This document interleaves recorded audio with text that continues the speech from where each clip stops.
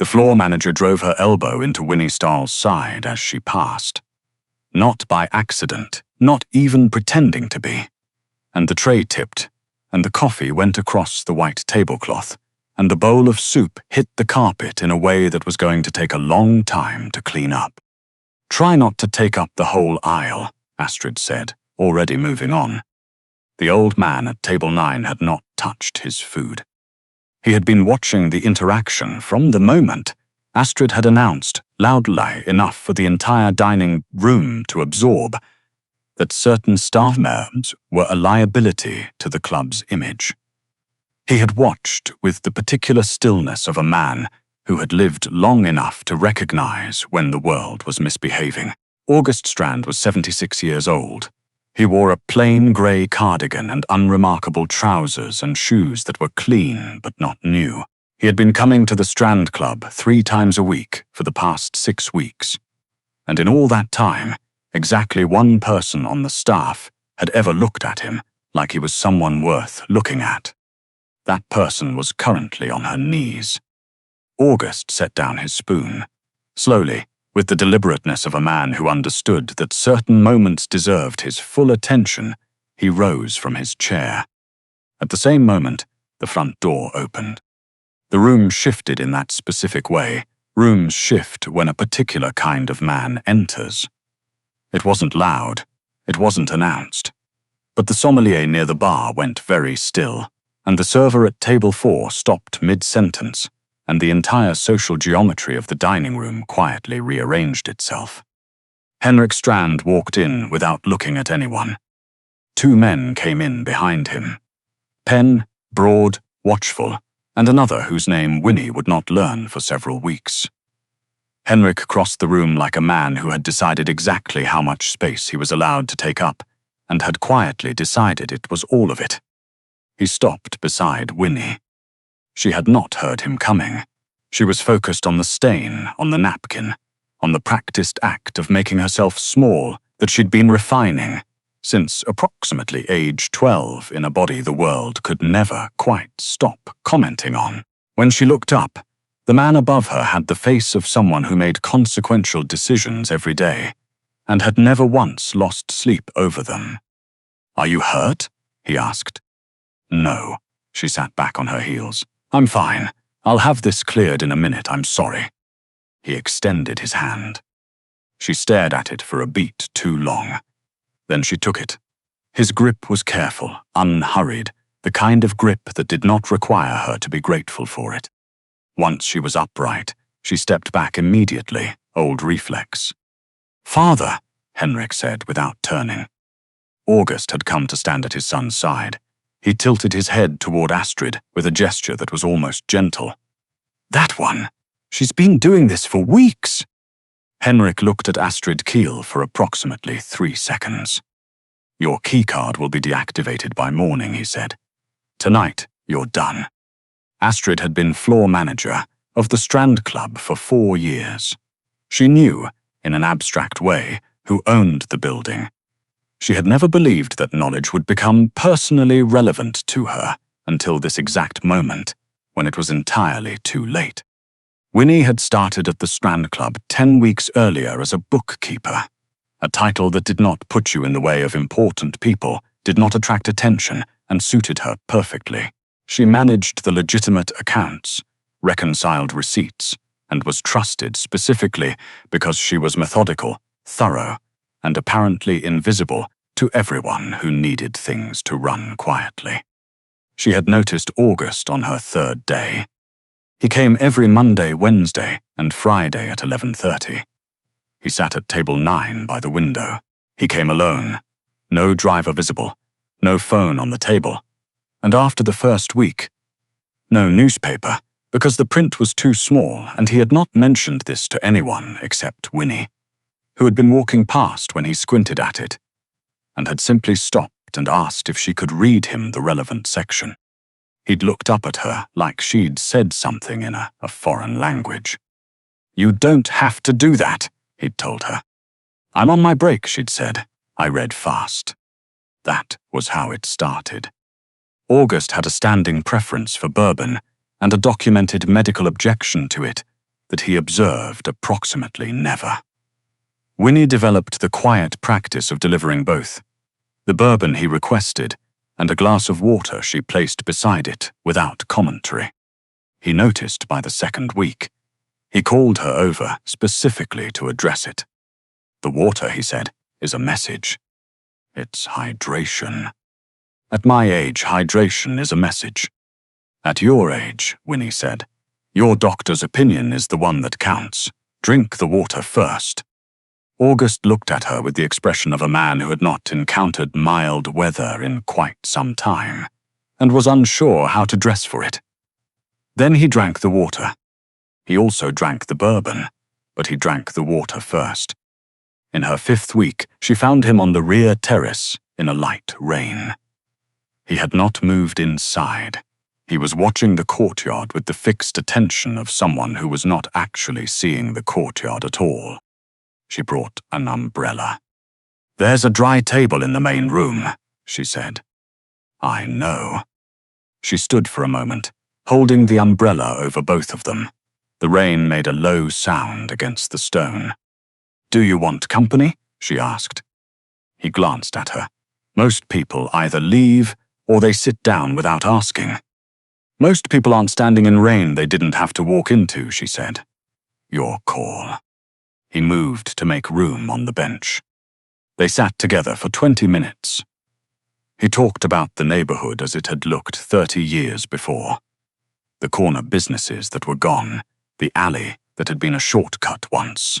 She listened with the full attention of someone who understood that listening was its own form of skill, and asked questions, and did not once check her phone, and gave no indication she had somewhere more important to be. When she stood to go back inside, he stopped her with a light touch on her wrist. What's your name? She had been bringing him coffee for 6 weeks. Winnie, she said. Winnie Stahl. His whole face rearranged itself around the smile. August, he said. Then, after a pause that carried something she couldn't read yet, just August. She learned the rest of his name, the same night the soup hit the carpet. After Henrik's brief and total conversation with Astrid, Penn had guided the remaining staff away from Table 9 with the quality of politeness that left no room for interpretation. Winnie had moved to follow. Miss Stahl, Henrik said. She stopped. He was looking at her with the kind of attention that was harder to endure than contempt, because contempt she understood. This was something else. Tell me what happened, he said. Your floor manager doesn't like me. It's manageable. She's been doing it for weeks, August said from his chair, where he had settled again with his soup. I've been watching. You didn't say anything to anyone? Henrik asked his father. I was waiting to see if she would. They both looked at Winnie. She had not said anything to anyone. She had been, with considerable intention, not saying anything to anyone, because the lesson she'd learned about working adjacent to powerful things was that drawing attention to yourself was the fastest route to being without income. I was managing it, she said. By cleaning carpet, August observed. By doing my job, she said, which, until tonight, I believed I was doing correctly. A silence held the room. Something in Henrik's expression shifted in a way that was not readable from the outside, and was therefore more unnerving than if it had been. I'd like you to stay, he said, tonight, if you're willing. Winnie looked from father to son. Is that a request or a direction? The corner of Henrik's mouth moved, almost imperceptibly, a request. She stayed. The rumor took approximately 4 days to develop its current shape. Winnie had known about August's identity and had calculated exactly what befriending him would produce. Winnie had been angling for this outcome for weeks. Winnie was. The rumor grew specific in the way that rumors do when people have nothing to work with but imagination, positioning herself for something with the sun. She heard enough of it to understand the shape of it.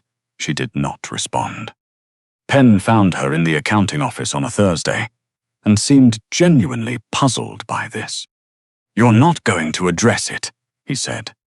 "To whom?" She closed the supply ledger. "Someone who's already decided what the truth is isn't asking for corrections. They're looking for confirmation." Penn considered this. "Mr. Strand is aware of the situation." Winnie looked up. "Which one?" He didn't answer that. It was Henrik who came to the records room on a Wednesday afternoon, 2 weeks later, while she was cross-referencing quarterly invoices. He closed the door. He stood near the filing cabinet, with his arms at his sides, which she'd learned was what he looked like when he intended to say something exact. "You heard what they're saying," he said. "Yes." "It doesn't seem to be affecting you." "It's affecting me," she said. "I'm just not giving it an audience." She set down the invoice. "What do you actually want to know?" "A beat. Why you treated him the way you did before you knew." Winnie was quiet for a moment. "My grandmother lived with us from the time I was 12 until I was 22, she said. "She basically raised me. She was the sharpest person in any room she walked into. Funny, stubborn, the kind of woman who did the Sunday crossword in pen because pencil was for people who weren't sure of themselves." Something in Winnie's voice went quieter, and then she got old. Henrik waited. "She didn't lose her mind. She didn't get sick, not really. She just slowed down, and I watched the world stop accounting for her." Winnie set the invoice flat on the desk. Doctors would explain her health to me while she was sitting right there next to me. Waiters would ask me what she wanted. Family stopped inviting her to things because accommodating her was inconvenient. Friends stopped calling. She paused. She told me once that the hardest part wasn't the physical part. It was feeling like she was disappearing while people could still technically see her. The room was very still. "I couldn't fix that," Winnie said. "I couldn't make people remember she was the same person she'd always been. But I could make sure she knew that I remembered. I sat with her. I listened to the same stories 40 times. I made sure she knew there was at least one person in the room who still saw her." She straightened the papers. "When I saw your father sitting alone at that table 3 times a week, it wasn't complicated. I saw a person who deserved a cup of coffee and someone to talk to. That's the whole explanation. It's not interesting." "It's the most honest answer I've heard in this building in years," Henrik said. She didn't know what to do with that, so she went back to the invoice. He stood there a moment longer, then he left. August was in the corridor outside. He had a water glass in one hand, and the expression of a man who had not been listening at a door. "How long?" Henrik asked. "Long enough," August said, falling into step beside his son. "She mentioned her grandmother to me weeks ago. In passing." He turned the water glass in his hands. "She never once suggested I reminded her of anyone. She just treated me accordingly." He was quiet for a moment. "That's rarer than you'd think." The meeting happened on a Monday. There was no announcement. The staff arrived for pre-service briefing and found August seated at table 9, and Henrik by the window, and Penn at the door, and the specific quality of the silence in the room made everyone stand very straight. Winnie stood near the back. August spoke without raising his voice. He described, in the methodical and unhurried way of a man who had been paying close attention for months, exactly what he had observed. The server who had told him the private room was reserved while it sat visibly empty, the sommelier who had directed him to the service entrance. The weeks of staff members making eye contact with everyone but him. The specific incident with Astrid, which he described without dramatics, and which therefore landed harder than dramatics would have. The room did not move. August looked across the assembled staff, with an expression that was not angry. That was the thing that made it difficult. Anger would have been familiar. This was something quieter and more exacting. I have been coming to this club for over 30 years, he said. I have watched people decide, within 30 seconds of looking at me, who I was and what I deserved. They were wrong every time. He let that sit. Most of you have been very courteous to me this past week, since last Tuesday. I'd like you to spend a moment thinking about what changed between last Monday and last Tuesday. The room thought about it. What changed, he said, was that you learned my last name. That is all. Same man, same table, same cardigan. He paused. A few people almost smiled and decided against it. You gave me, in 1 week, more genuine service than you gave me in 2 months combined. That is not service. That is arithmetic. And arithmetic is not the same thing as respect. Lorraine was staring at the floor.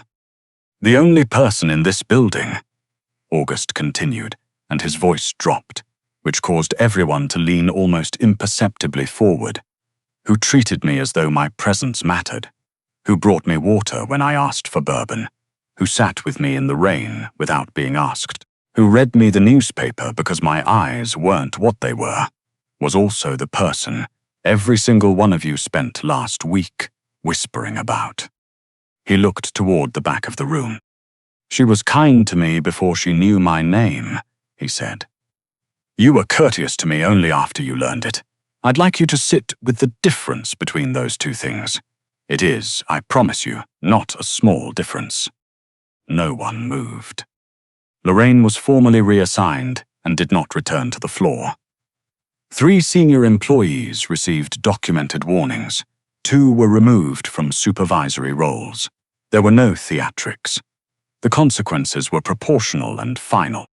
Winnie stood on the rear terrace afterward, watching the courtyard the way August sometimes did. He found her there. You don't look the way people usually look after getting what they wanted, he said. I didn't want any of that. I know. He lowered himself onto the bench. You wanted people to stop being unkind to you. You didn't need to watch anyone lose everything over it. She pulled her cardigan closed. Lorraine worked here 12 years, she said. Lorraine spent 12 years deciding whose coffee deserved to be hot based on the quality of their shoes, August said. Not harshly, just accurately. Those were choices she made every single day. He settled his cane across his knees. The consequences belong to her, not to you. You don't have to carry other people's unkindness as your own weight. I don't know how not to do that, she said, honestly. August smiled. I know, it's infuriating. He patted her hand once, also rather wonderful. She laughed before she'd decided to. What followed did not happen quickly. That was part of why it lasted. August began requesting Winnie at the morning briefings under the official pretext of reviewing accounts and the actual pretext of arguing about whether oatmeal constituted food. She held that it did. He held that it was a punishment designed by people who were afraid of flavor. You'll feel better if you eat it, Winnie said. I'll feel longer, he said. That's not the same thing.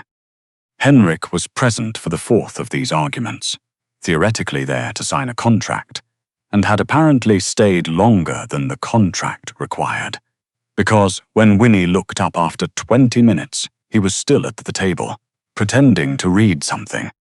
She noted that he laughed more in these mornings than in any other context she'd observed him in, that he listened to his father more, that he sat at the table instead of standing at the margin of it, which was where powerful men usually stationed themselves when they wanted to observe without committing. She filed this observation and did not examine it. That strategy collapsed somewhere around week 6, when she arrived early to finish the quarterly close and found Henrik already at the table with 2 cups of coffee. One of them was clearly for her. She sat. He pushed the cup across without ceremony. They worked for 3 hours in the same room, and it fit in the way that things fit when they've been finding their shape for a long time without being forced. At 10:15, she closed the ledger. You don't usually work here, she said. I'm flexible. You're not, actually. You're extremely particular about where you work." He looked at her. "The coffee's better here. The coffee comes from the same kitchen." "The point," Henrik said, "is the table." He closed his folder. "You know that."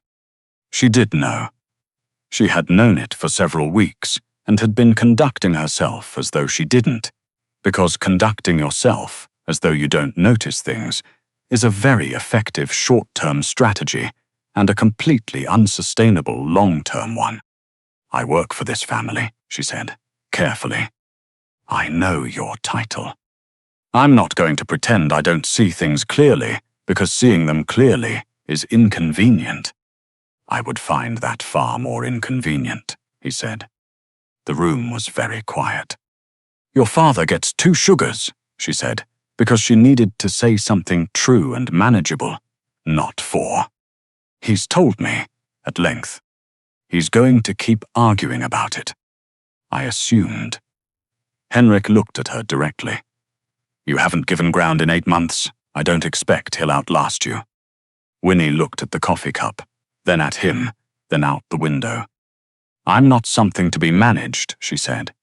It was important that he understand this.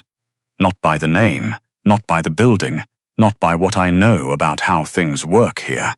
I've watched what happens when people confuse usefulness with belonging. It doesn't become anything real. "I'm not asking for usefulness," Henrik said. "Then what?" He was quiet for a moment, in the way he was quiet when he was being precise. "To stop pretending," he said, "that what's already here isn't here." The winter light came through the window in long, unhurried strips. Winnie looked at him for a long time. "Your father is going to be completely insufferable about this," she said. "He already is." Henrik reached across the table and took her hand the way he had that first night, carefully, without requiring anything back. "He's been insufferable since week 3. She didn't step back. A year later, Winnie sat at table 9. Not as a bookkeeper, not as a staff member, not as someone who had calculated her way to a seat she didn't earn. She sat there as the woman who had refused to disappear in a building that had tried very hard to make her do so, and who had mattered so entirely to the people who ran it that the whole center of gravity of the place had rearranged itself around her, quietly and without announcement. August sat across from her, winning at chess, by methods she was 85% certain involved cheating. "You moved that rook," she said. I blinked. "You have no evidence." "The rook was on c5, it is now on e5. Chess pieces shift, it's the atmosphere." Henrik appeared in the doorway, assessed the board in one look, and said nothing because he had learned that August cheated, and that Winnie knew it, and that this particular argument belonged to them and would resolve itself on its own timeline, which was Winnie's decision to make. He sat beside her instead. A new server, first still learning the angles of the room, was clearing glasses at the neighboring table. He glanced at August the way new staff always did, taking in the cardigan, the cane, the ordinary plainness of him, trying to understand where he fit in the hierarchy of the room. Then he glanced at Henrik, then at Winnie, uncertain. August saw the calculation happening and set down his chess piece. "Come here," he said. The server came over with the careful alertness of someone who had heard enough to know the name. August pointed at Winnie. "First time she sat with me," he said. "She thought I was an old man who wandered in from the cold. She brought me coffee anyway, sat with me in the rain, read me the newspaper when I couldn't see the print." He moved a chess piece, legitimately, this time. "Every person in this building has been polite to me since they learned what I own. She was kind to me before she knew there was anything to be polite about." His eyes found Winnie's and held there. "That is not a small thing. I want you to understand that." The server nodded carefully and retreated. August turned back to the board. "Also," he said to the table at large, "she still limits my bourbon to 2, and it has now been 14 months.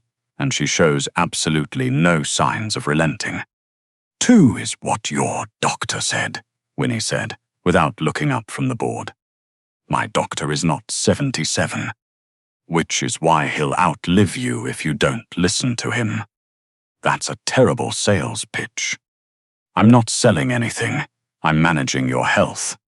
The word managing, August said, gesturing at Henrik, is what she uses when she means overruling. I use it when I mean it, Winnie said. Henrik, beside her, was very quiet in the way that meant he was not going to be able to maintain it much longer. August sighed with the full theatrical exhaustion of a man who had lost this argument many times, and had quietly made peace with continuing to lose it, because the company was worth it. Fine, he said.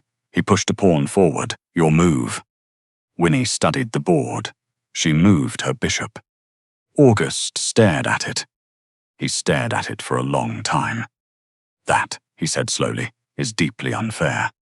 That, Winnie said, is checkmate. Henrik laughed.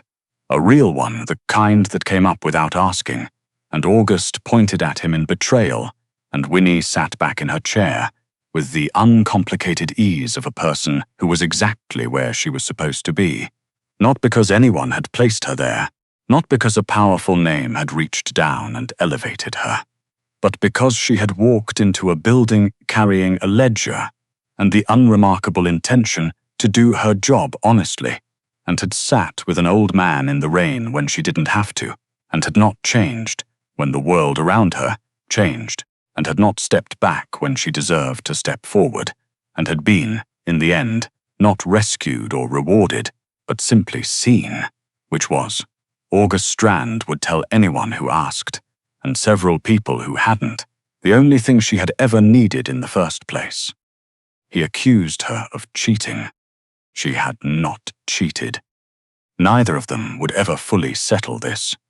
And that was, Henrik thought, watching his father argue with the woman who had walked into his life, carrying hot coffee and 2 sugars, and the absolute refusal to be invisible.